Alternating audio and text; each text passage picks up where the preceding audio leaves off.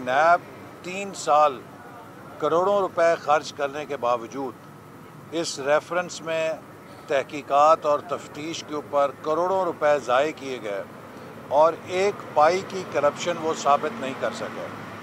یہ کیس اس بات کا واضح ثبوت ہے کہ کس طرح مسلم لیگ نون کی قیادت پہ من گھڑت، جھوٹے اور الف لیلا کی کہانی کے کرپشن کی داستانیں بنا کر قوم کو گمراہ کیا گیا، مسلم لیگ نون کی کردار کشی کی گئی اور عمران نیازی ان جھوٹے افسانوں کے اوپر اپنی سیاست چمکاتا رہا۔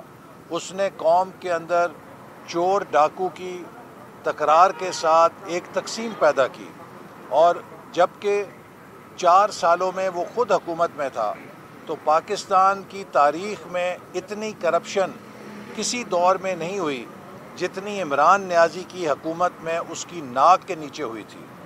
بڑے بڑے سکینڈل جتنے اس دور میں منظر عام پہ آئے، جتنی پاکستان نے ٹرانسپیرنسی انٹرنیشنل کی رینکنگ میں تنزلی حاصل کی، اتنی کبھی کسی دور میں نہیں ہوئی تھی۔ تو الٹا جو چور خود تھا وہ دوسروں کو چور کہتا رہا اور لوگوں کی آنکھوں میں دھول جھونکتا رہا۔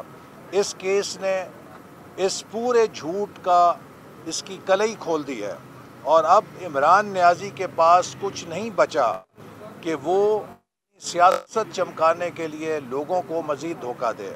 اس موقع پہ میں یہ بھی کہنا چاہتا ہوں کہ 1/3 پاکستان آج سیلاب کی تباہ کاری سے ڈوبا ہوا ہے، متاثر ہے۔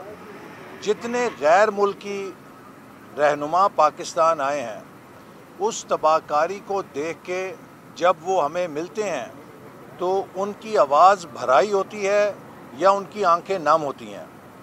یہ عمران نیازی کے سینے میں پتہ نہیں کیسا دل ہے کہ اسے اس تباہی سے کوئی غرض نہیں ہے، اور یہ مسلسل اپنی سیاست کی دکان چمکانے میں لگا ہوا ہے۔ یہ مسلسل اپنی انات، اپنے بغض، اپنی انا کی سیاست کو پرورش کر رہا ہے۔